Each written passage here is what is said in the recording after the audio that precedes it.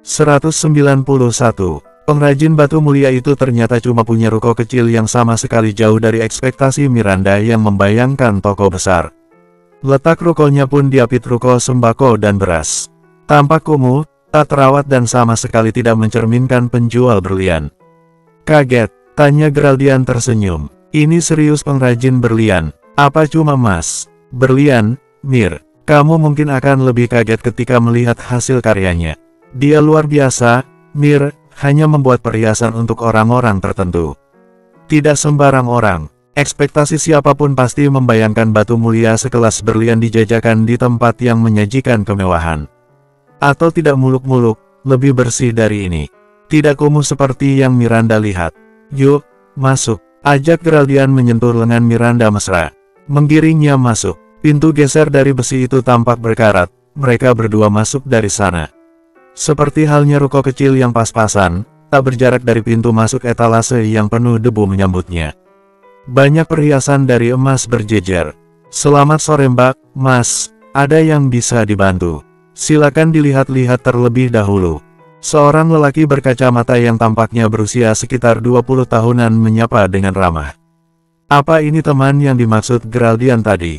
Yang adalah temannya. Miranda tidak tahu jadi dia tatap Geraldian untuk memintanya menjawab pertanyaan pramuniaga tersebut. Pak Gali ada? Tanya Geraldian di luar konteks pertanyaan si pramuniaga. Lelaki berkacamata itu memandang Geraldian dari atas sampai bawah. Tampak menilai. Aku temannya, kata Geraldian. Beliau ada di belakang, kata lelaki itu masih dengan tatapan ragu. Kamu pegawai baru ya? Selidik Geraldian. Iya, mau saya antar ke belakang? Tidak usah. Saya tahu kok tempatnya, tolak Geraldian. Dia menoleh pada Miranda dan menggenggam tangannya.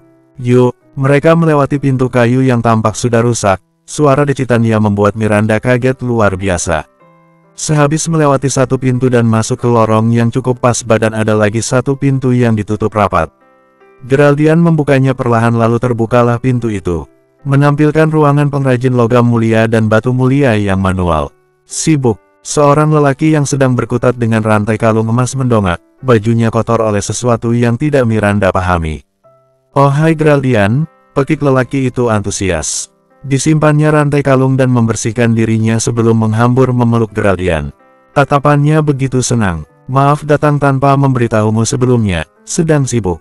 Hanya pekerjaan kecil. Senang sekali bisa melihatmu lagi, Geral, seru lelaki itu antusias.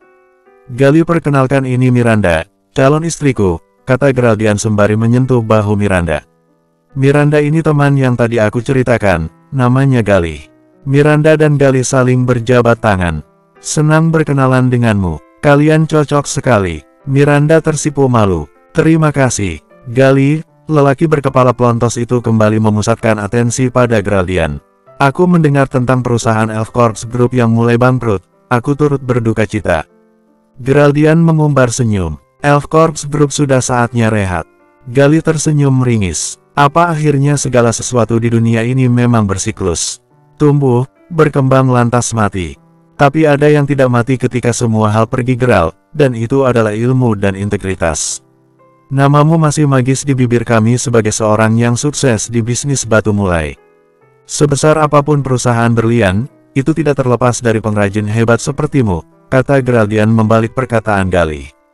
Aku cuma pernah menjadi pengrajin Elf Corps Group sekali, timpal Gali meringis. Cuma sekali katanya, tanya Miranda penasaran. Cuma sekali dan itu eksklusif, sambar Geraldian membuat Miranda mendongak menatapnya takjub. Elf Corps Group tidak pernah salah memilih pengrajin dan kamu juga punya standar khusus ketika memberikan tugas membuat perhiasan bagi pelanggan eksklusif. Usahaku tidak pernah berkembang, kata Gali rendah diri. Cuma kata bualan memang bagi orang yang menjadi saksi keberhasilan Gali. Tangannya amat terampil menyulap batu berlian tak berbentuk menjadi perhiasan berdaya jual tinggi. Aku sedang berpikir membuat usaha berlian baru, kata Geraldian memulai prolog, mengatakan tujuannya datang kemari Memnak untuk membicarakan sesuatu. Bukan cuma silaturahmi, ya bisa dibilang menyelam sambil minum air lah. Itu hal positif, komentar Gali. Dan aku perlu pengrajin sehebat dirimu, tambah Geraldian menatap manik Gali dengan tegas. Menyalurkan banyak permohonan di sana. Aku cuma pengrajin biasa, Geral. Tokoku bahkan kecil seperti ini. Gali menolak permintaan Geraldian secara halus. Gali benar, diam-diam Miranda membenarkan ucapan lelaki berkacamata kotak itu. Seorang pengrajin manapun pasti ingin memajukan tokonya sendiri dibanding membantu bisnis orang lain dalam tema yang serupa. Toko kecil ini cuma caramu menyembunyikan hal menakjubkan, sela Geraldian melobi. Ayolah, ini bukan tentang kekuasaan. Katamu tadi ilmu tidak akan pernah pergi di mana segala sesuatu hilang dan mati. Ilmuku cuma di marketing, dan ilmu kamu di bagian merakit. Tanganmu luar biasa, Gali. Ayo kita bangun perusahaan bersama. Tatapan Gali mulai meragu. Dia diam saja ketika Mera beranjak mendekati kotak kaca yang disimpan di etalase paling atas. Itu salah satu kalung berhanduk berlian yang dia buat minggu ini. Oh my god, kalung ini bagus sekali. Pekik Miranda mengatupkan bibirnya dengan kedua tangan, hiperbola. Tapi perempuan mana yang tidak terpikat pada pandangan pertama melihat perhiasan bertahta berlian tersebut. Sinar berlian warna biru samudera itu mampu menenggelamkan mata siapapun. Apa ini berlian biru? Ya, jawab Gali. Ini luar biasa bagus, puji Miranda entah untuk kesekian kalinya. Gali mendongak dan pasrah dipandang dengan tatapan memohon oleh sahabatnya. Kata Geraldian, ini semua cuma kamuflase. Toko biasa ini, pramuniaga di depan sampai emas-emas yang kamu jual. Aku tahu kamu cuma tidak ingin menjadi besar, aku masih ingat katamu dulu kalau menjadi besar dan sukses malah membuat esensi seni itu pudar oleh kemewahan. Orang yang memuja harga selangit berlian akan terpukau oleh merek yang besar sehingga penilaiannya terhadap estetika berlian jadi pudar. Namun di tempat sekecil ini, orang yang memuja berlian pasti bisa menilai perhiasan indah itu sebagai hak yang menakjubkan. Geraldian menghela napas lantas kembali menambahkan, tapi kamu lupa melupakan atau hal penting, kalau berlian karya kamu mampu dinilai secara objektif dan menonjok estetikanya maka semua itu agak sia-sia jika tidak dikenalkan pada banyak orang. Kamu dulu menolak jadi pengrajin Elf Corps Group karena merasa karyamu bakal diambil hak milik. Tapi sekarang berbeda. Bisnis baru kita atas nama kita berdua. Bukan atas nama perusahaan. Aku tidak bisa, Geral, tolak Gali. Aku tidak pernah melihat perhiasan seindah ini, seolah kamu memang membuatnya untuk menjadi mimpi setiap perempuan. Tidak akan pernah tersentuh. Namanya memang dream, kata Gali tersenyum. Oh ya, ayolah, Gali, bujuk Geraldian.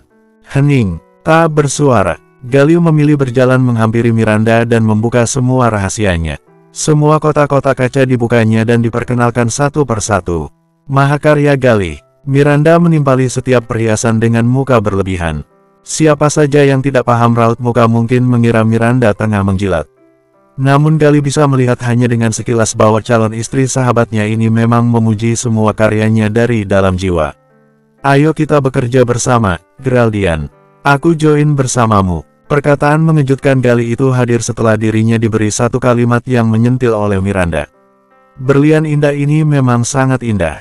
Begitu murni dan nyata. Kamu yang berhasil menyembunyikannya dari dunia membuat siapapun yang melihat ini akan jatuh hati, dan aku jadi orang beruntung yang pernah melihatnya. Miranda benar, siapapun yang melihatnya pasti jadi orang beruntung. Dan Gali pikir, orang beruntung itu harus diperbanyak jadi mendunia. Ayo kita buat banyak mata beruntung melihat mahakarya luar biasa ini. Bersambung, 192, yang pantas tumbuh, yang hilang berganti, yang hancur lebur akan terobati, yang sia-sia akan jadi makna yang terus berlalu yaitu saat henti. Lagu Banda Neira yang berjudul Yang Patah Tumbuh itu baru 2 hari nangkring di posisi nada dering ponsel berlogo apel tergigit milik Miranda. Agak terburu-buru karena bukannya mengangkat telepon secara langsung tadi dia malah mendengarkan lirik menyentuh Rara Sekar. Oh god, otak Miranda memang sudah korslet gara-gara kepengen berlian buatan Gali. Siapa? Tanya Geraldian di sebelah Miranda. Miranda menatap nomor ponsel yang tidak tercantum di kontak pribadi teleponnya. Perempuan itu menggeleng, tidak tahu. Lah, kata Geraldian bingung. Setelah berhasil membujuk Gali untuk join di bisnis baru Geraldian, mereka berdua langsung tancap gas untuk pulang. Ini baru setengah perjalanan, terjebak macet, penuh polusi, panas-panasan dan ada telepon entah berantah yang menjeda pembicaraan seru mereka tentang berlian indah yang dinamakan Gali sebagai Dreamy. Aku angkat dulu ya, kata Miranda meminta izin. Silakan, jawab Geraldian. Jempol lentik berkutek merah muda itu menggulir logo telepon warna hijau. lantas langsung mendekatkan ke telinga kirinya ketika detik sudah berjalan. Ya halo, dengan Miranda di sini, ini dengan siapa? Percis ucapan halo dari seorang sekretaris kepada orang-orang yang menghubungi nomornya. Sudah jadi kebiasaan sulit dihilangkan, Miranda meringis pada Geraldian. Lelaki itu kini tersenyum kecil, geli pada ucapan Amir yang kelewat formal. Padahal ini bukan di kantor. Halo Miranda, senang bisa berbicara denganmu, ini aku Pradipta. Salah satu kepala pelayan Wijoyo. Miranda mengernyit bingung. Pradipta, dia tidak ingat pernah mengenal nama itu, dan apa tadi katanya. Kepala pelayan Wijoyo, ada apa orang-orang lelaki tua bangka itu menghubunginya? Siapa? Geraldian tampak ia menyadari kebingungan Miranda. Dia penasaran dan mengajukan pertanyaan. Manik beriris hazel itu menggulir ke sana kemari, berlabuh di bola mata Geraldian, cuma sebentar, kemudian kembali ke segala arah lagi. Temanku, jawab Miranda mengambil jalur kotor membohongi Geraldian. Ini bukan tentang egonya yang ingin menang dari Geraldian. Ini hidupnya, tidak semua hal yang ada di dirinya bisa Geraldian ketahui semudah mengambil upil. Tapi jelas ini bukan ajang memperkuat diri dalam suatu hubungan. Miranda tidak tahu alasan dibalik telepon orang-orang Wijoyo ini, jadi lebih baik menyembunyikannya terlebih dahulu. Oh, sahut Geraldian. Miranda beringsut mendekati jendela, agak merapat ke sana. Tangannya otomatis memelankan volume telepon. Dia tidak mau kecolongan hanya karena Geraldian mendengar percakapannya. Kamu sedang bersama Geraldian? Tanya lelaki yang memperkenalkan dirinya sebagai Pradipta di seberang telepon. Iya, jawab Miranda. Hening. Miranda menghela napas. Ada urusan apa menghubungiku? Geraldian menoleh tiba-tiba. Siapa sih? Kok formal begitu? Miranda menjauhkan telepon dari mulutnya. Dia sendiri mendekat ke arah Geraldian untuk berbisik. Dia teman lama. Oh, kata Geraldian. Semoga, di sini pertanda yakin. Biasanya Geraldian memang sulit percaya. Ada hal yang ingin aku bicarakan. Sangat penting. Dan aku tidak mau membicarakannya di telepon, sahut Pradipta. Jadi maksudnya mau bertemu langsung, begitu. Mereka bahkan baru berkenalan tadi, astaga. Kenapa telepon ini mencurigakan sekali? Perasaan Miranda jadi tidak keruan, kepalanya dipenuhi negative thinking. Kapan? Miranda sebenarnya ingin mencecar Pradipta soal orang siang yang tidak sopan mengajak bertemu tanpa menjelaskan tujuan pertemuan. Dia juga ingin mengatai lelaki pemilik suara bariton di seberang telepon tentang dirinya dan Wijoyo yang tidak berada di garis yang sama. Wijoyo pernah punya rencana buruk mencelakai dirinya dan juga Arai, sifat lelaki tua itu tidak bisa ditolerir lagi. Hal-hal tentang Wijoyo masih menjadi hal traumatis bagi Miranda. Tidak memungkinkan kedatangan telepon dari Pradipta berikatan dengan hal buruk. Namun merealisasikan keinginannya saat ini, malah akan membuat Geraldian curiga. Kapan waktunya? Ulang Miranda saat di seberang Pradipta cuma diam. Miranda sudah mengecek sambungan dan ternyata masih tersambung. Bagaimana kalau malam ini? Aku tidak bisa, kata Miranda. Besok, oke, nanti aku kirim alamat tempat pertemuannya. Terima kasih Miranda mau mengizinkanku berbicara denganmu. Oke, aku tutup, kata Pradipta. Kata Miranda lagi. Lalu sambungan dimatikan lelaki itu dari seberang. Miranda menjatuhkan ponselnya ke pangkuan sembari menghela nafas. Perasaannya biasa saja, tidak ada firasat mengatakan hal ini buruk, tapi walaupun demikian, terbersit juga pikiran buruk. Jangan-jangan ini ada kaitannya dengan kemunduran Elf Corps Group karena ulah Geraldian. Geraldian bilang semua musuh Geraldian menjadikannya umpan untuk memancing kemarahan Geraldian. Semoga hal itu tidak terjadi. Keesokan harinya di restoran Jepang tempat pertemuan Miranda dan Pradipta. Di sini, Miranda, kata seseorang bersuara serak. Miranda mengangkat wajahnya dari pesan terakhirnya dengan Pradipta yang menyatakan nomor kursi tempat pertemuan mereka di restoran Jepang ini. Napas perempuan yang memakai kulit 3/4 dengan sweater pas badan itu terhenti spontan. Lelaki yang ada di kursi bermeja nomor 13 itu sangat jauh dari ekspektasinya. Dia pikir Pradipta yang memiliki suara berat maskulin itu masih muda, sekitar 30 tahunan. Tapi yang ada di depan mata malah sebaliknya. Pradipta ternyata merupakan lelaki seumuran Wijoyo dengan uban memenuhi seluruh kepalanya. Terima kasih sudah datang, kata Pradipta tersenyum tulus. Miranda mengangguk linglung, dia masih mencerna apa yang akan terjadi di pertemuan ini. Apa kamu sibuk? Tidak terlalu, kata Miranda. Aku ingin membicarakan hal penting, langsung saja karena aku ada pekerjaan setelah ini. Kamu dan Geraldian sebenarnya bukan sedarah Miranda. Maksudnya, kamu bukan cucu Suwardi, Miranda. Dia cuma salah. Aku masih belum mengerti, setelah Miranda menggelengkan kepalanya. Aku adalah kakekmu, nak. Kakekmu yang sebenarnya bukanlah Suwardi melainkan aku, kata Pradipta tegas. Setiap kalimatnya dia ucapkan lambat-lambat seolah Miranda bolot yang punya kelainan pendengaran. Seriously, apalagi ini? Kenapa selalu saja ada hal yang membuat Miranda terkejut bukan main? Dia datang ke sini dengan harap-harap cemas karena mengkhawatirkan dirinya. Kenapa malah ada suatu hal yang membuatnya terkejut bukan main? Kamu pasti bercanda. Aku bahkan tidak mengenalmu, semprot Miranda ketus.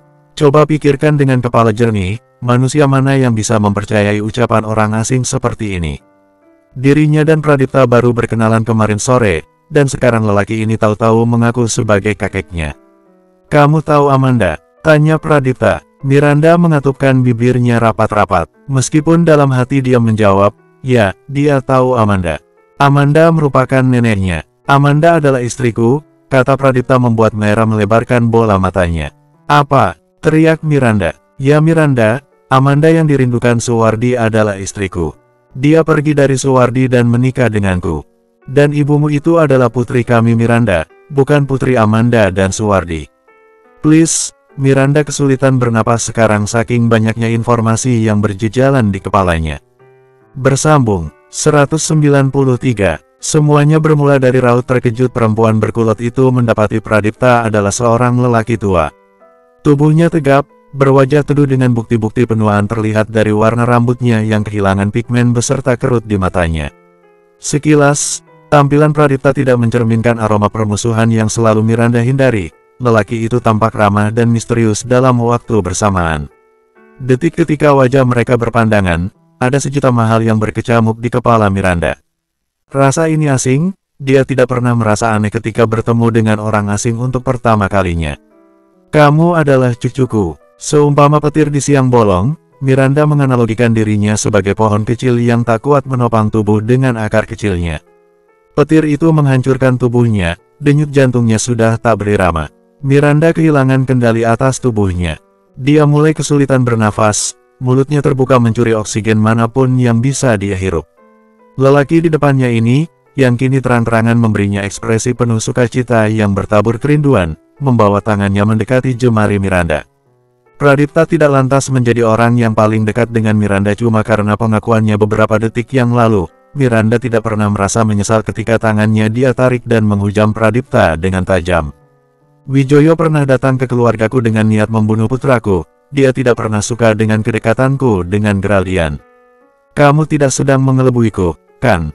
Selidik Miranda menajamkan penglihatan. Bola matanya dihiasi urat-urat berwarna merah saking kuatnya perempuan itu melotot.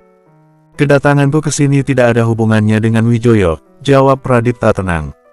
Tapi identitas dirimu menyatakan sebaliknya. Kamu ada di wilayah Wijoyo sebagai kepala pelayannya. Apa yang dia katakan pasti mempengaruhi tindakanmu juga. Miranda tidak suka dirinya dipermainkan dengan cara kotor seperti ini. Miranda tidak punya keluarga besar yang bisa dia tanya mana kebenaran yang sebenarnya. Miranda cuma tahu ayah dan ibunya. Tanpa adik maupun kakak, dia tidak punya pemahaman tinggi akan identitas keluarganya. Makanya ketika Rayvan datang membawa kabar bahwa dia dan Geraldian satu keturunan, Miranda tidak punya pilihan selain membenarkan. Lalu tiba-tiba setelah semua reda, dan dia serta Geraldian mulai menerima status mereka yang sedarah, Pradipta, lelaki asing entah berantah, datang membawa kabar baru. Jadi sebenarnya siapa kakeknya? Suwardi dan Amanda memang pernah punya hubungan erat sebagai suami dan istri. Mereka bahagia. Miranda memalingkan mukanya tidak mau menatap raut tenang Pradipta saat bercerita. Mereka sangat bahagia Mir, sebelum watak Suwardi yang congkak membuat Amanda tertekan dan pergi. Dia pergi melarikan diri. Dia selalu diperlakukan tidak baik oleh Suwardi. Batas kesabarannya sebagai seorang perempuan membuatnya mundur. Dan dia pergi ke rumahku. Dia tahu Suwardi bisa melacak semua tempat kecuali rumah pembantu rendahan sepertiku, tutur Pradipta menerawang. Menggali ingatan lama yang mulai samar memang butuh waktu dan jiwa yang tenang. Aku terpaksa membiarkannya tinggal di rumahku karena kasihan. Waktu demi waktu aku mulai mencintainya, dan ternyata dia juga mencintaiku, kami kemudian menikah dan lahirlah putri tunggal kami. Raisa, ibumu, Miranda. Ya, Raisa memang nama ibu Miranda. Apa itu benar? Untuk apa aku berbohong padamu? Tapi kamu bekerja pada Wijoyo, dia bisa saja ingin mengelabuiku. Aku memang bekerja di rumahnya, tapi sudah kubilang kedatanganku ke sini bukan atas namanya, tekan Pradipta menatap Manik Miranda. Kamu memang cucuku, Miranda. Aku tidak berbohong. Aku perlu berpikir, liri Miranda bergetar sambil meraih tasnya. Kakinya gemetaran ketika mesti berdiri tegap tatkala kursi tak lagi menopang. Dalam bibir yang mengatup rapat keluh, perempuan itu bawa dirinya pergi. Meninggalkan lelaki tua yang mengaku sebagai kakeknya duduk seorang diri. Senja sepenuhnya menguning di langit Jakarta. Fenomena luar biasa di mana biasa yang hadir cuma polusi dan langit membakar. Sebuah mobil Range Rover putih melewati pertigaan dengan mulus. Di dalamnya seorang perempuan menyetir dengan linglung. Perempuan itu bingung, resah dan kecewa. Dia bingung kenapa semesta gemar sekali membolak-balikkan fakta di hadapannya. Mulai dari Suwardi yang mengaku sebagai kakeknya, dirinya dan Geraldian yang sedarah lalu sekarang fakta yang berkebalikan kembali menerjang. Kabar baiknya, dia dan Geraldian ternyata tidak berbagi darah yang sama. Itu berita bagus. Namun kabar buruknya, Miranda tidak tahu mana berita yang benar dan dia juga tidak tahu harus merespon bagaimana terhadap fakta baru ini. Mendekat pada Pradipta selayaknya cucu pada kakeknya atau bahkan menghindar agar segalanya tak makin kacau. Kok main sama Dinanya tumben cepat? Tanpa melepas tas di bahu, Miranda langsung berlari merengkuh Geraldian. Bersembunyi di balik dada bidang itu dengan nafas yang kini memburu. Dia bingung harus bicara dari mana, semuanya datang tiba-tiba dan membuatnya pusing. Kenapa? Ada sesuatu hal buruk yang terjadi. Sebentar, Miranda cuma perlu pasokan tenaga agar tubuhnya tak luruh. Dia butuh waktu mendekap dada favoritnya ini. Mir, panggil Geraldian. Aku tidak main ke Dina, Geral. Maafkan aku berbohong. Tadi aku pergi menemui seseorang. Geraldian mulai menampakkan raut kesalnya. Dan siapa orang itu? Pradipta, dia kepala pelayan Wijoyo, jawab Miranda terbata. Dahi Geraldian mengernyit bingung. Siapa dia? Dia bilang kakekku yang sebenarnya bukan Suwardi melainkan dirinya. Apa? Ya, Geral, kita ternyata tidak sedarah, tambah Miranda menggigit bibirnya. Kakek kita berbeda. White, ini maksudnya gimana sih? Setelah Geraldian mengurusi pelukan, dia butuh menatap intens mata Amirs untuk meyakinkannya. Ini terlalu tiba-tiba. Fakta yang Miranda hidangkan di depan mata membuatnya kesulitan mencerna. Lalu mengalirkan cerita dari bibir tipis Miranda dari mulai kronologi telepon di mobil, pesan Pradipta yang mengirimkannya alamat dan kepergian Miranda dengan niat belanja dengan Dina tapi pada kenyataannya cuma menutupi fakta pertemuannya dengan Pradipta. Dan semua perkataan Pradipta tentang Amanda. Aku juga tidak tahu harus percaya atau tidak, ini juga mendadak bagiku.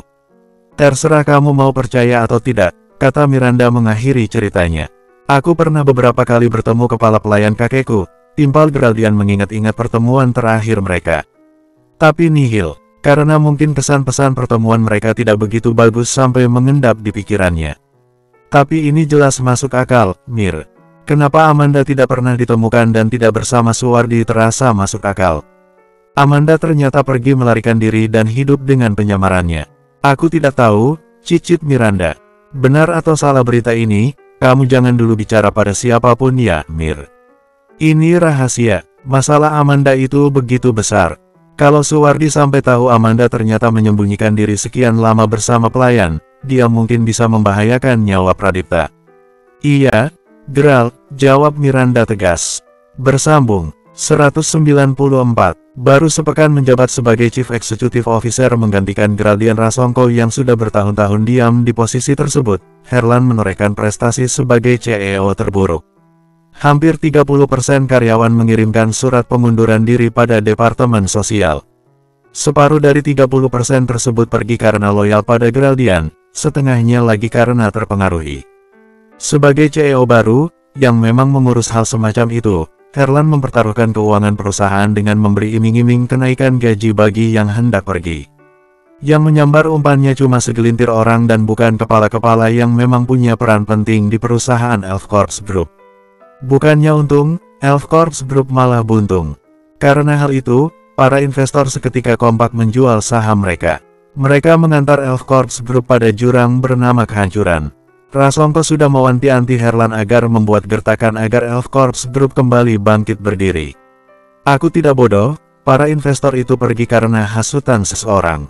Ini jelas sekali, si brengsek Graldian ada di belakang layar mendalangi hal ini, desis Herlan membersihkan meja kerjanya dengan tangannya secara kasar.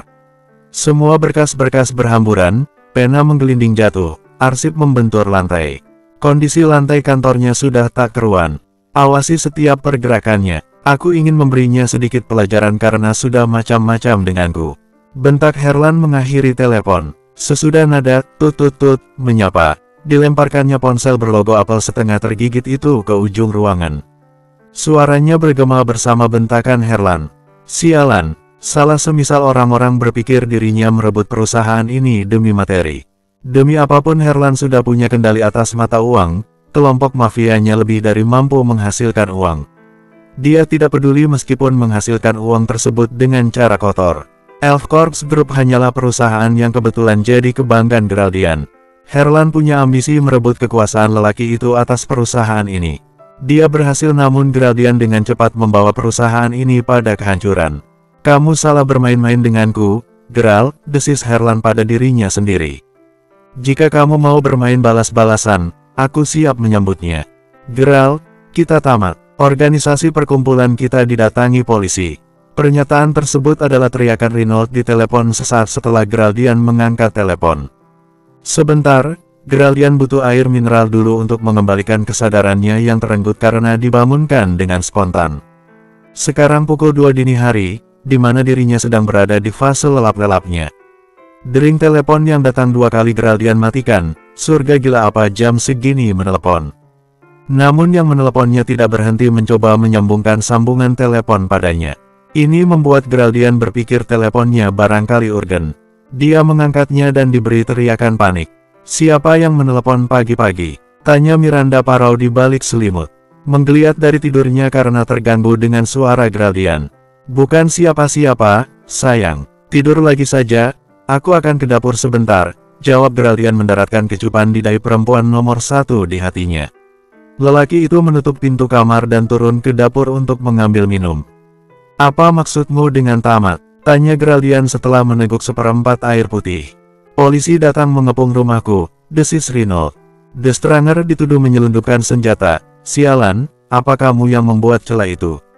Demi apapun Gral, aku kan sudah bilang jangan gunakan organisasi ini untuk kepuasan pribadimu. Aku tidak pernah menyelundupkan senjata, timpal Graldian menggeleng tak habis pikir. Tidak ada siapapun di antara kita yang menyelundupkan senjata. The Stranger dibuat sebagai organisasi perkumpulan para pebisnis. Pertama dibuat oleh Reynolds untuk mewadahi hobi mereka yang serupa yaitu berkuda dan berlian golf. Organisasi mereka memang sudah banyak pengikut, sering mengadakan acara besar-besaran di event tertentu. Organisasi mereka cukup merajai para pebisnis di Indonesia meskipun tidak diakui secara sah selayaknya organisasi kedokteran berupa Ikatan Dokter Indonesia (IDI) dan Konsil Kedokteran Indonesia (KKI). The Stranger memang kerap dicurigai berbuat kriminal hanya karena sering mengadakan event tertutup. Tapi demi apapun, dirinya dan Reynolds yang memegang peranan penting dalam organisasi tersebut tidak pernah mendapati anggota mereka berbuat kriminal. Tapi polisi itu datang, mereka banyak sekali. Rumahku dikepung sirine. Aku yakin mereka juga sedang mendatangi kediamanmu di rumahmu. Kamu di mana sekarang? Aku di villa, kata Graldian mendesah. Kacau sekali. Dia dibangunkan secara paksa di pukul 2 dini hari dan mendapat kabar yang mencengangkan. Ini apalagi, Tuhan, aku yakin sebentar lagi mereka akan datang ke sana, seru Reynolds menggunakan nada suara rendah. Ini tidak masuk akal, lirik Graldian menyugar rambut. Lelaki itu duduk di kursi bar dan menjadikan gelas berkaki tinggi yang menggantung di depannya sebagai objek penglihatan dikala otaknya berputar keras. Graldian yakin anggota organisasinya tidak pernah berbuat kriminal. Lalu, kenapa para polisi itu datang? Mereka juga tidak mungkin datang menuduh tanpa bukti, kan? Apa ini ada hubungannya dengan Herlan? Sialan memang lelaki itu. Kita dijebak, Reynolds. Ada seseorang yang menghasut pada polisi mencurigai The Stranger, kata Graldian setelah mengambil kesimpulan. Siapa berdebah sialan itu? Maki Reynolds berang. Herlan, jawab Graldian tersenyum menyeringai. Dia mulai paham alur permainan mereka. Dia mulai berani membalasku. Ini akan jadi pertarungan sengit. Serahkan dirimu ke polisi, aku juga akan datang. Kita bertemu di kantor polisi, aku bisa mengatasi hal ini karena aku yakin sekali mereka cuma dijadikan kambing hitam sebagai pelantara balas dendam padaku. Permainan seru baru saja dimulai. Aku benar-benar akan menuliskannya di daftar list orang yang ingin aku bunuh, desis Reynolds menyugar rambutnya yang acak-acakan. Kulit di bawah matanya terlukis lingkaran hitam mirip panda. Dan jangan lupakan tampilannya yang cuma memakai piyama. Geraldian sempat mengganti pakaian dulu sebelum ke kantor polisi, jadi tidak semenyedihkan Reynolds. Sekarang pukul 2 sore, tepatnya setelah Geraldian dan Reynolds menyelesaikan kesalahpahaman bersama polisi lokal. Lagi pula Geraldian punya banyak bala tentara, masalah kecil seperti berurusan dengan aparat pemerintah yang cuma salah paham jelas sangat mudah. Ketika ditanya dari mana para penegak hukum tersebut bisa datang menggerebek tetua The Stranger, polisi itu hanya menjawab ada yang melaporkan dengan bukti. Tapi tidak memberitahu informasi lebih lanjut. Itu sudah pasti, dalang dibalik kasus ini adalah Herlan. Siapa lagi yang punya ambisi membuatnya kesusahan? Tapi ini lumayan setimpal. Perusahaan yang Geraldian robohkan esensinya dibalas dengan nama baik yang cukup tercoreng karena berurusan dengan penegak hukum. Aku tidak tahu kenapa kamu mau berurusan dengannya, Geral. Dia itu 1000 kali lipat lebih berbahaya dibanding Inster paling kejam sekalipun. Aku sudah memperingatmu untuk hati-hati. Sulit membuat orang yang kamu benci sampai ke tulang hidup tenang. Dia memang berbahaya tapi pernah yang punya rasa skait yang dipendam bertahun-tahun lebih membahayakan ketika balas dendam. Geraldian tidak tahu saja, bahwa Herlan melaporkannya ke pihak berwajib cuma sebagai gertakan. Karena jebakan utama yang lebih besar kini menanti Geraldian masuk ke dalamnya. Herlan cuma membuat Geraldian lengah dan pergi dari kediamannya, sesuatu yang besar menanti Geraldian di villa. Bersambung, 195, dering ponsel samar-samar merangsek pendengaran perempuan lelap itu. Ada gerutuan yang keluar karena tidurnya terganggu. Oh, God. Dia baru tidur beberapa jam saat Geraldian membangunkannya dengan memaksa, demi meminta izinnya untuk pergi. Katanya ada sesuatu yang harus diurus di waktu itu juga. Urgen sekali, sampai-sampai memaksa manusia yang lelap mesti bangun. Miranda ingat sekali dia menolak ditinggalkan, bukan karena dia takut cuma tidur sendirian, tapi karena khawatir Geraldian bisa kenapa-kenapa di jalan. Kamu menyetir sendirian di waktu sepagi ini, kamu mau membunuh diri kamu sendiri. Gimana kalau di jalan ada begal? Zaman sekarang banyak begal, Geral. Pokoknya, kamu jangan pergi. Aku akan ngambek kalau kamu pergi, pungkas Miranda cemberut. Selimut masih mengungkung tubuhnya. Wajahnya terdiri dari 20% kesadaran, 30% kemarahan, 40% ngantuk dan 10% bingung. Dia bingung kenapa Geraldian ingin pergi sepagi ini tanpa menjelaskan tujuannya kemana. Aku mau ke rumah Reynolds. Dia perlu bantuanku. Jangan pergi, nanti saja. Jangan bikin aku khawatir. Sebanyak apapun Miranda menahan, selelah apapun perempuan itu berusaha memaku Geraldian tetap di kamar, sebuah kecupan mengakhiri perdebatan mereka. Geraldian selaku mengecup dahinya jika pergi. Dan pergilah lelaki itu tanpa menoleh lagi. Miranda dongkol setengah hati, namun karena dia super duper mengantuk, yang dia lakukan jadi kembali tidur. Kembali ke masa kini, Miranda meraih ponselnya yang bergetar. Memangnya aku pasang alarm? Ya. Tanyanya parau. Miranda menyipitkan matanya dan tersentak. Ternyata bukan alarm melainkan telepon dari nomor tak dikenal. Miranda melirik notifikasi bar mengecek jam. Ternyata sudah pukul 6 pagi. Array pasti sedang siap-siap pergi sekolah. Kenapa waktu cepat sekali sih? Padahal baru beberapa waktu Miranda terlelap. Ya kok dimatiin? Kata Miranda mencibik tatkala sambungan telepon di layar sudah hilang. Miranda bangkit dari ranjang, merapikan spray, merapikan dirinya di depan cermin lebar lalu membenahi letak ikat rambutnya yang melorot. Astaga, aku berantakan sekali. Puluhan pekerjaan seketika terbentuk di kepalanya, menyiapkan sarapan untuk putra kecilnya, mengosongkan keranjang cucian, mencuci baju di mesin cuci sampai membereskan dirinya sendiri. Oh dan satu lagi, mengantar Array ke sekolah. Garis miring titik-titik. Yang pantas tumbuh, yang hilang berganti, yang hancur lebur akan terobati, yang sia-sia akan jadi makna yang terus berlalu sia itu saat henti. Garis miring. Nah, Ponselnya sekarang kembali bernada. Siapa sih? Sepagi ini, Miranda berjalan ke kasur dan mengangkatnya. Halo, ucapnya malas-malasan. Halo, selamat pagi. Apa ini benar dengan Ibu Miranda, keluarga dari Pak Geraldian Rasongko? Napas Miranda terjeda sekian detik mencerna suara formal di seberang telepon. Ya, ini saya. Kenapa? Jangan bilang. Jeda yang cuma sedetik namun begitu panjang bagi orang yang panik membuat Miranda kembali berteriak, Geraldian kenapa? Ibu tenangkan diri dulu. Kami baru saja mendapat kabar kalau Pak Geraldian Rasongko pukul 4 pagi tadi mengalami kecelakaan. Beliau langsung dirujuk di rumah sakit Cipta Kasih. Brak, ponsel berlogo Apple tergigit itu jatuh menghantam kerasnya Ubin. Tubuh perempuan itu lemas selemas-lemahnya. Tidak ada energi karena pasokan oksigennya tersumbat. Miranda meluruh di lantai, lututnya gemetaran. Tidak mungkin firasatnya benar. Dia sudah bilang pada Geraldian kalau menyetir di waktu tubuh belum sepenuhnya bangun dari tidur tidaklah bagus. Tapi lelaki itu bersikeras dan ternyata prediksi Miranda sangat benar. Rai, Mama kenapa? Seru Rai memegang lengan ibunya yang tampak rapuh. Papa kamu, nak, papa kamu kecelakaan, lirik Miranda pucat pasi. Dia di rumah sakit Cipta Kasih. Kita harus ke sana sekarang. Di mana kunci mobil Mama? Mama tenang dulu. Siapa yang bilang papa kecelakaan? Selidik Rai menyipit. Tadi polisi menelepon Mama. Cicit Miranda menyemburkan buncahan air mata di kedua sudut matanya. Kita harus ke sana, Rai.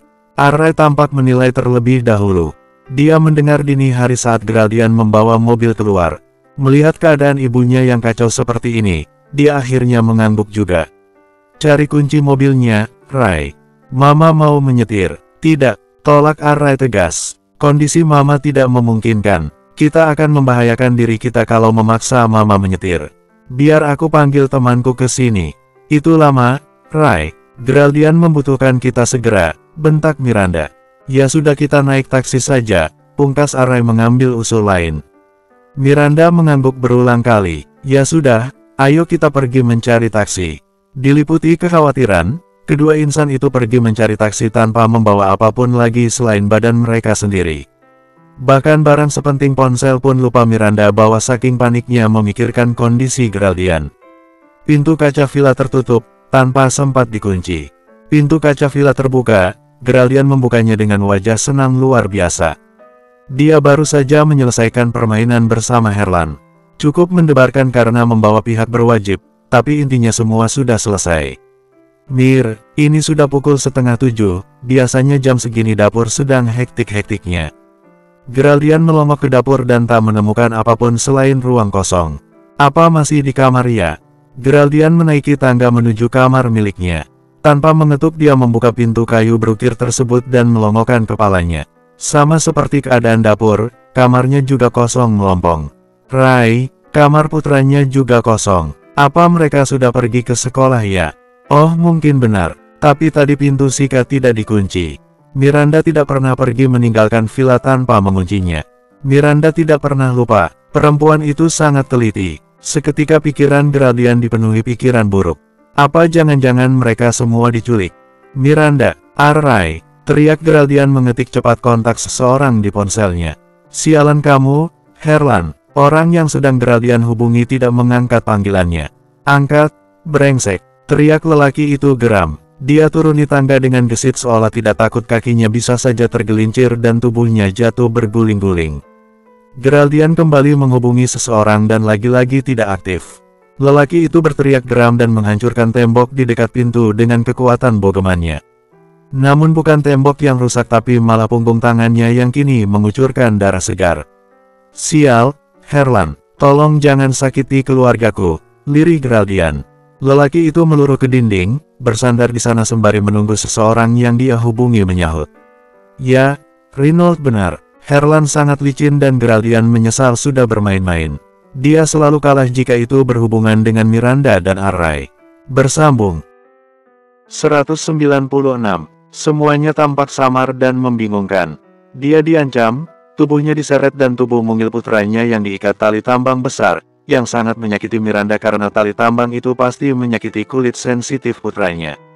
Semuanya membingungkan, Kepalanya berdenyut ngilu, tadi seseorang yang bertubuh besar memang sempat memukul kepalanya dengan balok kayu. Miranda pikir dia cuma terluka luar, karena ada darah yang mengalir hangat ke alis kanannya. Namun pusing yang menderu sekarang, membuatnya takut cedera. Di pojok mobil box yang membawa tubuhnya pergi, Miranda menggeser-geser pantatnya mencari sesuatu. Matanya tidak dapat melihat apapun selain kegelapan. Matanya dibebat kain tebal. Dia ingin berteriak, sekuat tenaga, dia ingin memanggil Geraldian atau siapapun yang bisa menolongnya. Tapi suara yang bisa dia keluarkan cuma jeritan tertahan karena kain yang tersumpal. Telapak tangannya terikat di belakang tubuh, sangat pegal dan perih karena berulang kali ditarik-tarik. Sejenak, Miranda menyesali sifatnya yang panikan. Ini tidak akan terjadi semisal dia mendengarkan ucapan Array. Dengan isak tangis yang teredam dan air mata yang melumuri kain pembebat wajahnya, ingatannya samar-samar mengingat 1 jam yang lalu. Saat taksi membawa dirinya bersama Array menuju rumah sakit Cipta Kasih. Apa yang menelepon mama tadi nomor papa? Tanya Array hati-hati. Miranda yang panikan kadang-kadang menyalak tak jelas ketika ditanya sesuatu. Bagi orang yang dilanda panik sehebat Miranda, apapun memang terasa salah. Yang diinginkannya cuma hal apa yang membuatnya panik. Geraldian. Miranda ingin cepat sampai di rumah sakit dan mengecek kondisi Geraldian dengan bola matanya sendiri. Bukan, jawab Miranda lirih. Masih setia menggigiti ujung kukunya sampai hendak patah. Kedua kakinya mengetuk-ngetuk seolah ingin berlari sendiri dari mobil taksi ini. Nomor polisi, itu tidak penting, Ray. Lirih Miranda menatap putranya dengan tatapan kesal.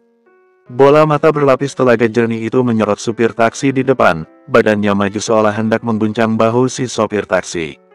Pak, tolong dipercepat, calon suami saya sedang membutuhkan saya. Iya mbak, ini juga lumayan cepat. Selain mengabarkan kalau papa dirujuk ke rumah sakit Cipta Kasih, informasi apa lagi yang dia berikan? Cuma itu, jawab Miranda.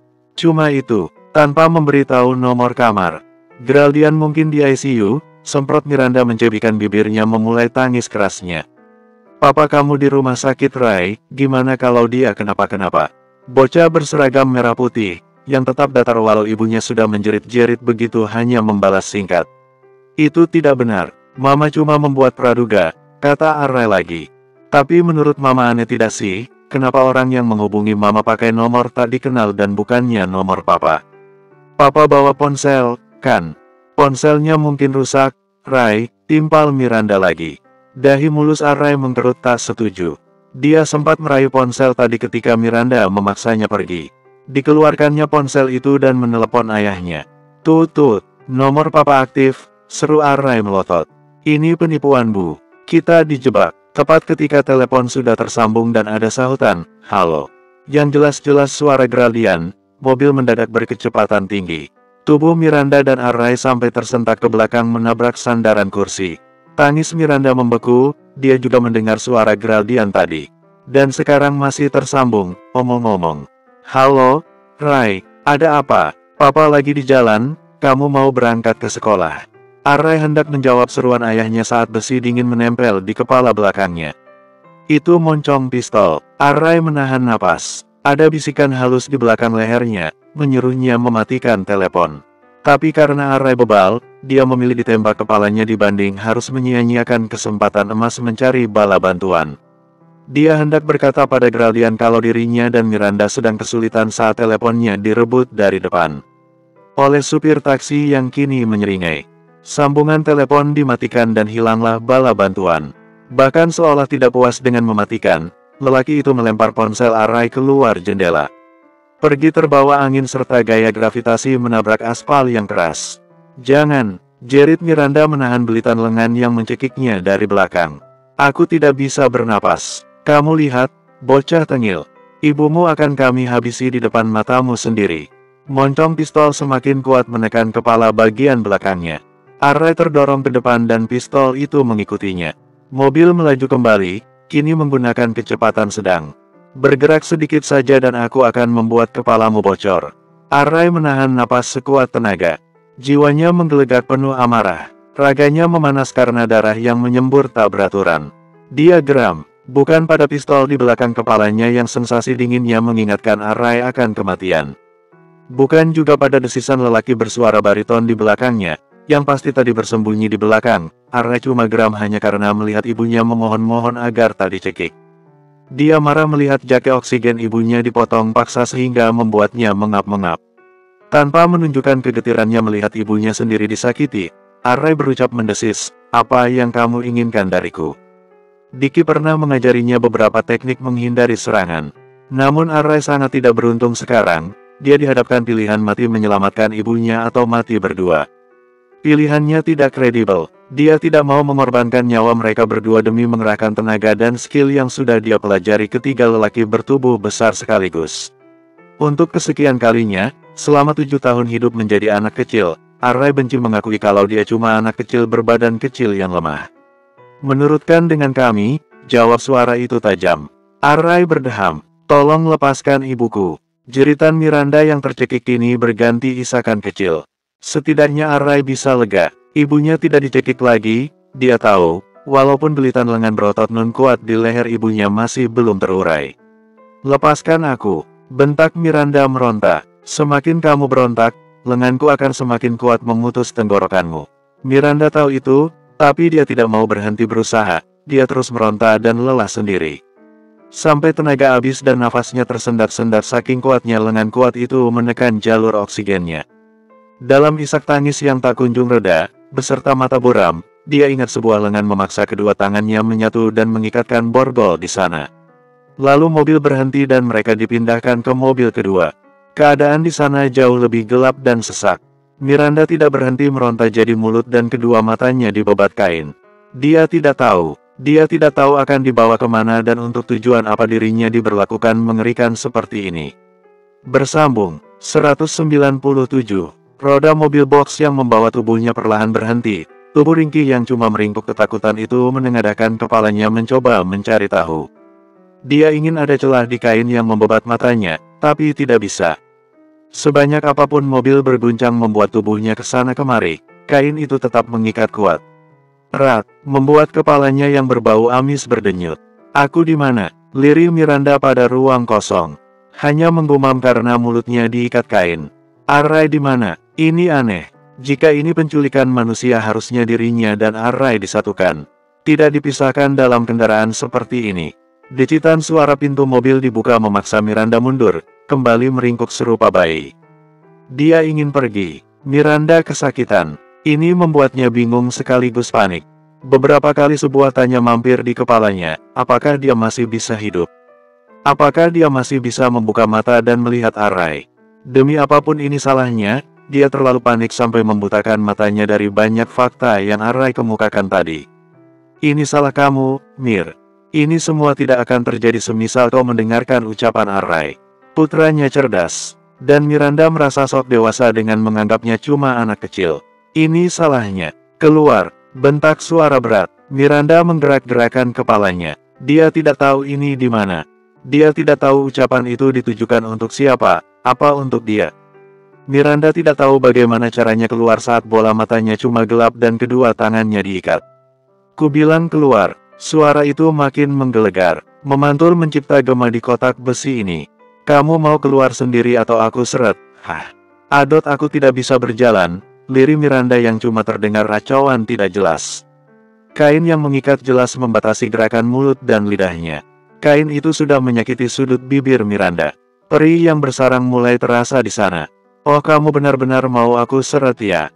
Miranda menggeleng panik. Dia menjerit kuat-kuat tatkala tubuh ringkihnya yang luar biasa lemas diseret keluar. Ujung lututnya yang telanjang bergoresan langsung dengan alas besi mobil box. Rasanya mengerikan. Ini seperti memarut kulit di atas parutan kelapa. Perih yang dia dapatkan dibumbui panasnya gaya gesekan. Demi apapun Miranda menangis bukan cuma karena takut akan apa yang dia hadapi di depan melainkan rasa sakit yang membakar di lututnya. Oksigen langsung bergerunul tatkala sinar perlahan mahal lewat celah kain. Ya, Miranda telah berhasil keluar. Lelaki kurang ajar yang menyeretnya paksa dengan tega menjatuhkan tubuhnya ke lantai aspal.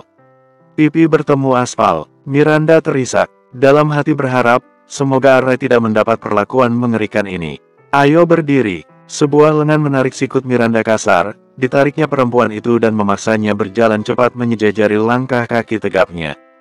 Jelas tubuh ringkih Miranda kesulitan, dia lemas, panik, khawatir dan kesakitan.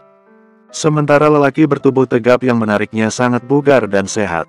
Dan kakinya juga telanjang. Panasnya aspal menghantam telapak kaki Miranda langsung. Cuma mata gelap, mulut perih, kedua tangan terikat di belakang Miranda dibawa meraba-raba aspal di bawahnya. Dia tidak tahu mau dibawa kemana. Dia juga tidak tahu apakah jalannya masih jauh atau tidak, kakinya pasti melepuh. Ini, bos, aku membawanya dengan selamat. Telinga Miranda berdiri, siap mendengarkan. Biarkan dia melihat. Suara itu sangat Miranda kenali. Dengan cepat tubuh ringkih itu memberontak untuk meringsek demi menyakiti asal suara itu. Namun bukan kemenangan yang dia dapat, bukan tubuh Herlan yang sukses dia hajar, malah tempelengan keras yang Miranda dapatkan di pipi kanannya. Jangan pukul dia lagi, buka saja kain di wajahnya. Pipinya dicengkeram kuat, lelaki itu pasti berusaha menghancurkan tengkoraknya dan bukan membuka ikatan kain di wajahnya. Begitu dua kain panjang tersebut terlepas dari wajahnya, Miranda tak dapat menahan sengatan kuat di retinanya. Cahaya yang masuk membuatnya memejam. Apa kabar, Miranda? Butuh waktu cukup lama sampai retinanya bisa menyesuaikan diri. Miranda membuka matanya lebar-lebar dan mendekatkan kedua baris giginya kuat-kuat menahan emosi. Sialan kamu, Herlan. Au, wajahmu penuh darah. Kiki Herlan mengedipkan sebelah matanya. Tapi jujur kamu lebih menantang. Aku jadi tegang. Miranda menengadahkan wajahnya ke atas langit. Ironis. Langit sedang cerah-cerahnya tatkala dia berantakan seperti ini. Kamu akan mati Herlan. Jangan lupakan itu. Ah, lepaskan aku. Miranda berontak, ingin membuka ikatan kain di kedua tangan di belakang punggungnya. Dia ingin menghajar Herlan, tangannya gemas ingin mencakar wajah culas itu. Cekrek. Blitz menyilaukan menghantam retina Miranda. Salah satu orang-orang Herlan baru saja memotret kondisi Miranda yang penuh darah, berwajah putus asa dan bertubuh kotor. Harusnya kamu tersenyum, Miranda. Aku baru saja menyuruh suruhanku untuk memotretmu. Kamu tidak mau kan Geraldian melihat wajah mengerikanmu itu? Sialan kamu, Herlan. Apa salahku? Ha, jerit Miranda kalap. Dia meringsek lagi ke depan namun sebuah lengan seolah sudah siap membekuk tubuhnya. Tenaganya sudah habis. Namun rasanya seluruh amarah di muka bumi bercokol di tubuh Miranda dan memaksanya menyerang. Aku berjanji akan membuat hidupmu menderita. Gimana jadinya? Kami sudah mengecek CCTV di setiap sudut jalan, mencari tahu plat nomor taksi yang membawa Ibu Miranda dan Arain namun belum menemukan apapun. Kami sudah bekerja semaksimal mungkin. Kalian memang tidak becus, desis Geraldian menggebrak meja. Mata berhias lingkar hitam miliknya melotot tajam. Geraldian tidak tidur semalaman karena panik. Dia terus menghubungi siapapun yang bisa menolongnya sekarang termasuk Naira. Namun nomor adik perempuannya itu malah tidak aktif dan membuatnya geram. Sudah 24 jam Miranda dan Arai hilang namun belum ada satupun informasi yang dia dapatkan. Ini butuh waktu, Pak. Kami yakin bisa menemukannya. Tentu saja ini jadi kewajiban kalian. Aku tidak mau tahu, pokoknya kalian harus mendapatkan informasi penting untukku. Baik, Pak. Orang suruhan Geraldian tersebut undur diri dari hadapan Geraldian. Geraldian menggeram penuh amarah. DNA melabuhkan kepalan tangannya yang terbalut perban bekas kemarin ke permukaan meja kaca. Dia tidak peduli pada ngilu yang kini bersarang. Dia cuma ingin tahu keberadaan Miranda dan putranya. Dia cuma ingin itu. Derer, ponselnya berdering. Semoga pertanda baik. Geraldian raih ponselnya dan mengernyit menerima satu pesan. Dibuka pesan tersebut dengan tanpa curiga. Nomor baru itu tidak memberinya apapun selain foto. Geraldian mengunduhnya. Setelah mengunduh, terpampanglah sesuatu yang membuatnya menggeram. Di foto tersebut, Mirandanya yang dia sayangi setengah jiwa tampak kesakitan dengan darah mengucur dari sela-sela rambutnya. Kedua sudut bibirnya juga membiru lebam. Sialan kamu, Herlan, desis Geraldian menggeram. Bersambung, 198. Dia mungkin pingsan. Dia tidak tahu apa yang terjadi ketika kelopak mata perihnya terbuka dan menemukan atap putih tepat di atasnya. Dia ingat sekali tadi tubuhnya dipukuli di bawah terik matahari, bermandikan oksigen yang luas karena di sebuah dermaga pulau tak bernama dan sekarang dia sudah ada di ruangan. Terbaring menyedihkan di atas kasur single bed yang benar-benar dingin. Rasa sakit yang menyengat memaksa perempuan itu memeriksa tangannya. Dia baru ingat tadi tangannya diikat. Dengan senyum meringis dia periksa kondisi pergelangan tangannya, senyumnya bertambah getir tatkala baretan luka menyedihkan tercetak. Rasanya sangat perih, pening di kepalanya, ngilu di seluruh wajahnya dan perih di pergelangan tangannya bergabung mencipta isakan kecil.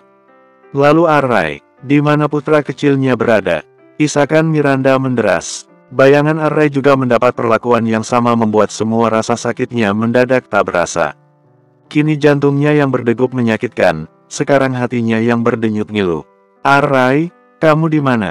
Maafin Mama, karena udah biarin orang jahat nyakitin kita. Diri Miranda meringkuk serupa bayi dalam rahim.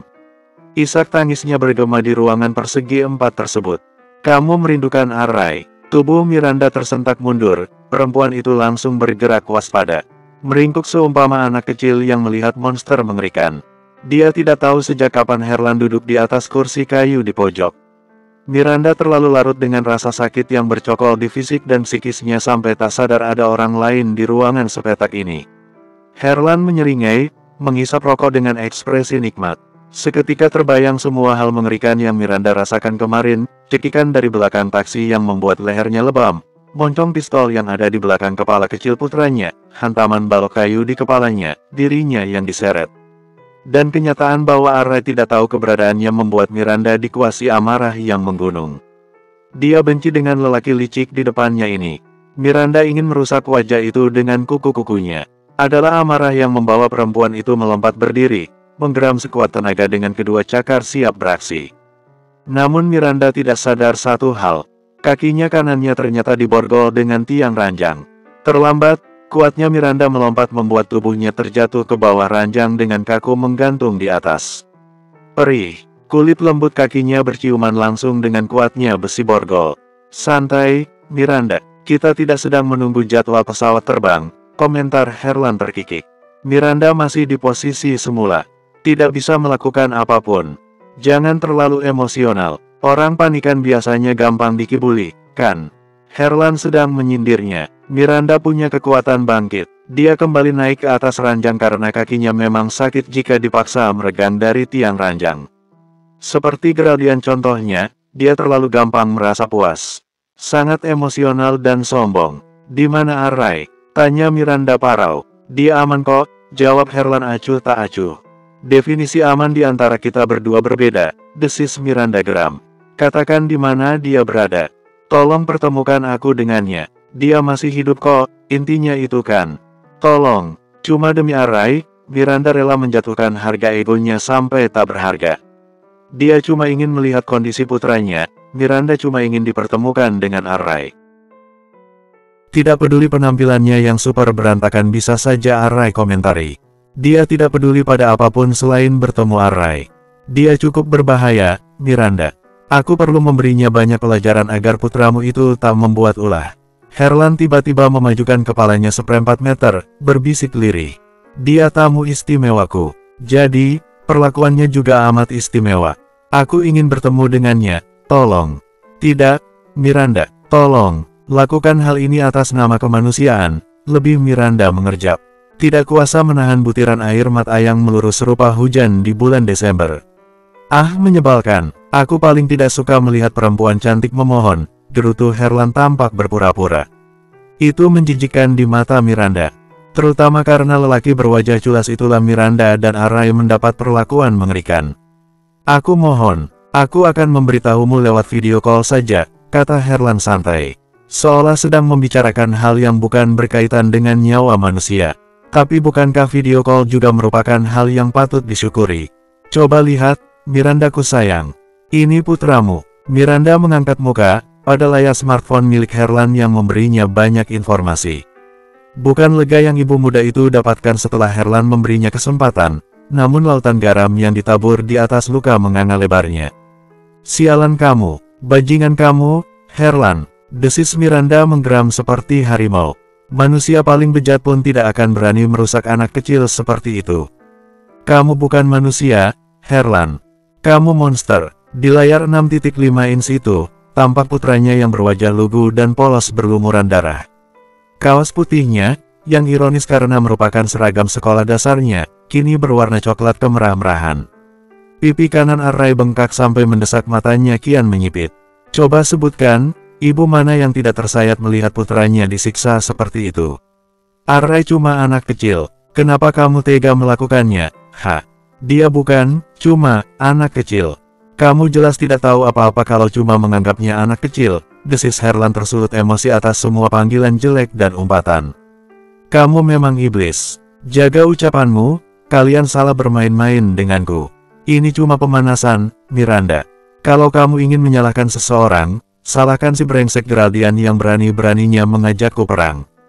Kamu yang menipunya habis-habisan, teriak Miranda tak habis pikir dengan pola otak Herlan. Aku, menipunya? Iya, brengsek. Jaga mulutmu, sayang, sebelum aku mengambilnya secara paksa. Ancam Herlan tenang. Ambillah, ayo ambil, buat aku mati sekarang juga. Tantang Miranda berani. Kamu akan menyesali ucapanmu kali ini, desis Herlan. Aku tidak akan pernah menyesal, timpal Miranda lantang. Ketahuilah sayang, aku sangat ingin merealisasikan permintaanmu itu, tapi aku masih butuh kehadiranmu untuk menyakiti Geraldian. Jadi untuk sementara, mari kita bersenang-senang dulu, kata Herlan menyeringai. Kening Miranda mengernyit bingung. Dia tidak paham definisi bersenang-senang ala Herlan itu seperti apa. Apa lelaki itu berniat menyiksanya dahulu? Miranda meronta saat telapak tangan lebar Herlan mencengkram kuat rahangnya. Rasanya sakit, gusi-gusinya saling terbentur dengan kerasnya gigi. Miranda pikir Herlan hendak menamparkan wajahnya, dia pikir lelaki itu akan membuat wajahnya bonyok. Tapi siapa sangka, dicengkeramnya rahang Miranda cuma upaya agar dirinya diam saat bibirnya dirangkum. Miranda berontak, perempuan itu menjerit sekuat tenaga, mendorong dada kokoh itu menjauh, namun hal yang tak diduga semakin membuatnya menangis tak karuan. Herlan mendorong tubuhnya luruh ke ranjang dan menekan kuat kedua tangannya di kepala ranjang. Lalu mulut yang paling Miranda benci itu mulai turun menyasar bahu telanjang Miranda. Jangan, aku mohon, jerit Miranda meronta. Bersambung, 199, Miranda berontak. Perempuan itu menjerit sekuat tenaga, mendorong dada kokoh itu menjauh, namun hal yang tak diduga semakin membuatnya menangis tak karuan. Herlan mendorong tubuhnya luruh ke ranjang dan menekan kuat kedua tangannya di kepala ranjang. Lalu mulut yang paling Miranda benci itu mulai turun menyasar bahu telanjang Miranda. Jangan, aku mohon, jerit Miranda meronta. Teori tarik-menarik terjadi, di mana semakin Miranda mengerahkan sekuat tenaga untuk berontak dan lari dari permukaan tubuh Herlan yang membuatnya jijik, maka lelaki itu akan otomatis menambah tekanan. Kini mereka tak berjarak, kulit bertemu kulit. Miranda mengatupkan bibirnya rapat-rapat. Dia tidak mau dicium Herlan. Kamu tahu tidak, Mir, dari jutaan karakter perempuan di luaran sana, aku paling suka meniduri perempuan yang terang-terangan menolakku. Ini akan menjadi permainan seru. Miranda menjerit saat mulut menjijikan itu menyusuri leher jenjangnya. Demi apapun dia jijik. Napasnya terjeda bukan karena gairah yang hadir melainkan karena amarah yang tak terbendung. Ini pemerkosaan. Lelaki ini menjijikkan, menggunakan kelemahan perempuan untuk memenuhi dendamnya. Kamu manis sekali, Miranda. Geraldian pasti bakalan mati melihat calon istrinya aku cicipi. Tidak, aku mohon jangan. Mulutmu tidak berhenti mengoceh ya. Untung aku bukan lelaki yang gampang terganggu dengan cerewetnya perempuan. Tenanglah, sayang, aku janji ini akan nikmat. Miranda menjerit lantang, menggeleng panik tatkala Herlan menggunakan tangan kanannya merobek dres selutut kotor milik Miranda. Dres berbahan tipis itu langsung terkoyak tak berguna. Dia pakai bra dan rasanya seperti dijemput malaikat maut ketika satu-satunya penutup bagian atas itu direbut paksa. Lolongan Miranda barangkali sudah dijadikan backsound. Tidak menghentikan sedikit pun ciuman mulut Herlan ke semua sisi tubuh Miranda. Ini menyakitkan. Hari mengerikan ini tidak hanya memberinya luka fisik namun juga luka psikis. Tidak pernah Miranda bayangkan sebelumnya, kalau dia akan jadi korban pemerkosaan. Sekarang dia tahu bagaimana rasanya dicuri sesuatu yang berharga. Kehormatannya dikoyak-koyak, harga dirinya sebagai perempuan diinjak-injak. Ini seperti menggantung citra dirinya sebagai perempuan di atas bara api yang membara. Hangus, citra dirinya hangus. Ciuman Herlan bukan memuja melainkan menyakiti. Fisik Miranda sudah menolak, apalagi psikisnya. Jadi yang dia rasakan dari setiap lumayan Herlan di tubuhnya cuma torehan luka yang semakin dalam. Pantas Geraldian memujamu, Miranda. Ternyata kamu seluar biasa ini, ucap Herlan parau. Tangannya menjalar menyentuh seluruh tubuh Miranda. Setiap sentuhan yang hadir adalah panah beracun yang menancap dada Miranda. Herlan tidak mau diam, ia terus memperdalam ciumannya pada Miranda dengan paksa. Lolongan menyakitkan perempuan itu, semakin membuatnya semangat. Dia tambah semangat, dia ingin lebih dan setiap detik rasanya mirip marshmallow. Ingin semakin dia lahap dan kunyah, sampai perutnya kenyang dan semua marshmallow habis. Telapak tangan lebar itu turun dari dada Miranda. Detik ketika celana dalamnya melotot, Miranda tahu hidupnya sudah hancur berantakan. Herlan menghancurkan segalanya, putranya, hidupnya, dan harga dirinya sebagai perempuan cuma dalam hitungan 24 jam. Lelaki itu bukan manusia, Miranda sudah pasrah. Dia tidak punya tenaga lagi untuk melawan. Bisa dia rasakan sesuatu yang kasar berusaha mengoyak intinya. Ini ribuan kali menyakitkan dibanding rasa sakitnya dipukul dengan balok kayu. Bolehkah Miranda memilih? Miranda berhenti terisak dan cuma menatap langit-langit dengan perasaan pasrah. Dia pasrah Tuhan, terserah takdir apalagi yang akan datang menodongkan belati padanya. Dia siap mati. Apa bedanya dengan kematian yang dia rasakan hari ini? Dia sudah diperkosa, putranya sekarat dan apa yang ada di depan mata sudah tidak membuatnya semangat. Kenapa diam? Kiki Herlan kembali mendaratkan kecupan di bibir Miranda. Miranda bahkan tidak mengerjap. Dia mati rasa. Dia benar-benar membenci dirinya saat ini. Tiba-tiba Herlan melepaskan cekalan tangannya di pergelangan tangan Miranda dan berdiri. Miranda sudah lelah luar biasa. Dia tidak punya tenaga memanfaatkan kelengahan Herlan untuk kabur. Herlan merapikan kemejanya yang tadi dia lepas. Dia tatap Miranda dengan tatapan mencemooh kalau berkomentar, simpan energimu untuk permainan selanjutnya. Aku jamin kamu akan aku cicipi, Miranda. Tapi tidak hari ini. Tidak tahu kenapa, Miranda tidak mengerti apa yang Herlan ucapkan. Apa telinganya juga turut mati rasa. Kelopak mata itu terlalu lama terbuka. Miranda mengerjapkan matanya, dan mengalirlah butir terakhir air matanya.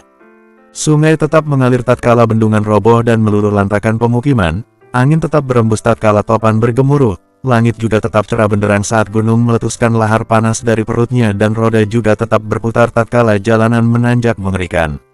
Segala hal tetap berjalan di situasi sulit, itulah kata-kata yang Geraldian terima di kondisi kalut seperti ini. Setiap malam, pagi siang dan sore yang dia lakukan cuma memantau pekerjaan anak buahnya. Geraldian ingin sekali terjun langsung. Namun yang dia hadapi sekarang bukan kriminal rendahan yang mudah dikelabui. Herlan punya kelompok mafia paling berbahaya, dia licik dan pintar mengatur strategi. Salah langkah saja Geraldian pasti sudah jatuh terpincang-pincang. Namun Reynolds benar, semuanya harus tetap berjalan. Jadi dengan mata panda mengerikan, tubuh lelah luar biasa karena tidak tidur serta kepala pening memikirkan kondisi Miranda dan Arai, Geraldian tetap mengurus bisnis barunya dengan galih. Sudah punya nama dan punya gedung kecil yang akan menjadi awal pijakan perusahaan berlian milik mereka berdua. Nama perusahaannya, Aning Internasional. Selesai mengurus masalah perusahaan barunya, Geraldian segera menyuruh orang-orangnya yang dia tugasi menyelidiki posisi Herlan agar datang menghadapnya. Jadi bagaimana? Lelaki berpakaian serba hitam itu mengangkat muka. Rona mukanya datar ketika menjawab, ada kabar baik. Lokasi Herlan sudah terdeteksi. Dia ada di mana? Kami belum menemukan posisi tepatnya di mana, tapi harus besarnya dia ada di pulau terpencil. Geraldian menghela napas. Tolong percepat pekerjaan kalian. Beri aku kabar baik yang benar-benar lengkap. Kami melakukan tugas ini semaksimal mungkin, Pak. Iya aku tahu, timpal Geraldian menerawang. Kamu boleh pergi. Terima kasih, Pak. Pintu kayu ditutup. Geraldian turunkan bahunya yang dipaksa menegak demi menampilkan citra kuat. Inilah dirinya yang sebenarnya, rapuh, rusak dan kosong. Hatinya sudah dia beri seluruhnya bagi Miranda dan Arai. Ketika dua manusia itu pergi, otomatis Geraldian berdiri tanpa hati. Dia menderita, tangannya naik menyudar rambut, menjambaki suratnya demi mengurangi pening yang menderu. Ya Tuhan, tolong jaga Miranda dan Arai. Bersambung, 200. Seumpama tenggelam dalam ombak besar menghanyutkan, tubuh Geraldian membeku di lautan. Dia punya tenaga namun tidak kuasa berontak. Ombak mengguling-gulingkan tubuhnya ke sana kemari, dicemburkannya tubuh itu di lautan lepas. Jatuh ke dasar, bertemu banyak penghuni lautan, termasuk hiu ganas. Hanya tinggal menunggu, luka menganga di tangannya mengeluarkan amis yang mengundang si hiu datang. Sialan, desis Geraldian entah untuk hitungan keberapa puluh kali. Napas lelaki berjas itu memburu. Ada rintik sendu di bola mata kelamnya. Brak, brak, brak, Geraldian memukul tembok sekuat tenaga. Melampiaskan amarahnya di sana, Herlan bukan cuma menggertak, lelaki itu memang berniat menghancurkannya sekuat tenaga. Herlan serupa hiu ganas dalam lautan yang kini mencengkeram badan Geraldian dalam gigi-gigi kuatnya.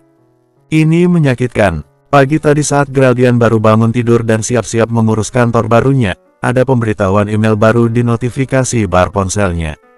Tanpa memikirkan siapa yang mengirim, Geraldian masuk ke sana dan membuka file yang dilampirkan. Rasanya seperti menjalani kematian tatkala file yang sudah diunduh menampilkan tubuh putranya yang berlumuran darah. Kemarin Miranda dan sekarang Array. Seolah luka yang Geraldian terima belum cukup, luka baru kembali datang. Ini mimpi buruk. Bagaimana apa sudah ada kemajuan? Bahkan nada suaranya pun gemetaran saat menelepon orang-orangnya. Dia sudah tidak sabar. Bahkan kalau bisa, kakinya mungkin sudah berlari dari kemarin. Tidak duduk diam seperti ini. Tok, tok, tok, masuk, kata Geraldian mempersilakan seseorang yang mengetuk pintu ruangannya di kantor Aning Internasional masuk. Apa aku mengganggumu? Ternyata yang datang Galih. Geraldian menggeleng, menunjuk ponselnya, mengisyaratkan temannya itu untuk tutup mulut sebentar. Geraldian sedang menghubungi orang-orangnya, dia harus mendapat informasi mengenai Miranda secepatnya. Galih mengangguk, dia menduduki sofa di depan kursi Geraldian dan diam menunggu. Aku menunggu informasimu selanjutnya, kata Geraldian tajam lalu mematikan sambungan telepon. Dia menatap Galih dan berkomentar, Herlan memang brengsek. Kamu tidak tidur lagi semalam? Tanya Galih menyipit. Geraldian menyugar rambutnya, bagaimana aku bisa tidur kalau keadaan Miranda dan anakku tidak jelas? Demi apapun rasanya lebih sakit dibanding ditembak tepat di jantung. Membayangkan mereka terluka, itu membuatku beribu kali lipat terluka. Jawab Geraldian dengan napas tersendat-sendat. Kamu harus istirahat, Geral, ungkap Galih menghela napas. Penampilan Geraldian sudah sangat mendefinisikan kata berantakan. Bola matanya berwarna merah, matanya berlingkar hitam, rambutnya tampak tidak sempat disisir, rahang penuh bulu dan raut mukanya yang senantiasa muram. Masalah ini memang berat dilihat oleh siapapun. Miranda dan Array adalah jantungmu, aku tahu. Tapi masalah akan bertambah pelik jika kamu merusak diri kamu sendiri. Aku tidak berguna, lirik Geraldian tercekat emosinya sendiri. Aku tidak bisa menyelamatkan mereka. Bukan tidak bisa tapi belum bisa, koreksi Galih. Ada yang mengirimiku foto mengerikan lagi, kata Geraldian random. Memilih tidak mengomentari lebih lanjut ucapan Galih tentang kemampuannya dalam memastikan Miranda dan Array selamat. Miranda lagi, tanya Galih pelan. Kemarin Geraldian memang memberitahunya soal foto Miranda yang berlumuran darah. Dikirim via pesan daring oleh nomor tak bernama. Array, putraku, jawab Geraldian tercekat. Galih memejamkan mata, turut merasakan duka mendalam. Dia coba posisikan dirinya jadi Geraldian, yang tak berdaya tanpa punya kuasa menyelamatkan keluarganya serupa manusia hero. Kondisi fisik temannya ini kacau, dan Galih juga tahu, psikis Geraldian jauh lebih kacau. Rasanya pasti menyakitkan, kata Galih menyampaikan rasa yang berguncang di dadanya. Lebih dari apapun, kata Geraldian menghela napas. Kita pasti menemukan mereka. Terima kasih sudah mau menghiburku, Galih, kata Geraldian. Apapun untukmu, Geral, kita sahabat. Sudah seharusnya sahabat saling mendukung satu sama lain. Terima kasih, gumam Geraldian sekali lagi. Pagi, siang, sore dan malam tidak ada bedanya. Semuanya sama, sesak napas, pengap dan kalut. Ya, perasaan siapa yang tidak kalut ketika dirinya baru saja dilecehkan. Memang tidak sampai diperkosa, tapi detik ketika sebuah tangan lelaki yang tak diinginkan menodai kesuciannya, meraba-raba tubuhnya, detik itulah seorang perempuan telah kehilangan harga dirinya. Dilecehkan, tidak dihormati. Tadi malam, sehabis Herlan menyakitinya di dua sektor, psikisnya yang meronta-ronta dan fisiknya yang dilukai, lelaki itu pergi begitu saja seolah tubuh Miranda cuma boneka tak berharga yang tak merasakan efek samping ketika diinjak-injak. Tapi lebih bagus lelaki itu pergi, Miranda jadi punya kesempatan menangis sepuasnya, menjerit sesuka hati dan melampiaskan segala emosi yang berkecamuk di benaknya dalam lolongan panjang sampai dia lelah dan jatuh tertidur. Lalu besoknya Miranda terkejut saat seorang lelaki datang, mungkin orang-orang Herlan. Mereka membawa satu setel pakaian dan satu piring makanan serta segelas air. Miranda cuma diselimut, meringkuk seorang diri, menyembunyikan tubuh telanjangnya akibat bajunya yang robek dan tak bisa diperbaiki. Lelaki bertubuh kekar itu cuma berkata sedikit lantas pergi. Katanya, pakai baju ini dan makanlah nasi yang aku bawa. Dalam 2 jam aku akan kesini lagi. Kalau pakaian dan makanan ini tetap utuh, aku akan memberimu hukuman. 10 detik kepergian lelaki itu, tubuh perempuan lemah itu menggelepar ke bawah. Menjangkau kemeja yang ternyata berukuran besar. Pasti bukan kemeja perempuan tapi setidaknya dia punya sesuatu untuk menyembunyikan ketelanjangannya. Miranda kemudian berbaring lagi tanpa menyentuh sedikit pun nasi di piring. Dia lebih ingin pulang dibanding mengisi perut. 2 jam kemudian, seperti yang dijanjikan lelaki bertubuh besar tadi, dia datang lagi dan Miranda tidak mau repot-repot berbalik. Tiba-tiba sebuah tangan besar mendarat di bahu Miranda dan mengguncangnya. Rasanya seperti mimpi saat rahangnya dicengkeram kuat laku sebuah sendok masuk ke mulutnya dengan kasar. Untuk pertama kalinya, perempuan itu makan dengan air mata dan darah yang tertelan. Dasar jalan sialan, menyusahkan saja, bentak lelaki bertubuh besar itu melepaskan cengkraman. Diambilnya piring di atas ranjang yang mengikat Miranda.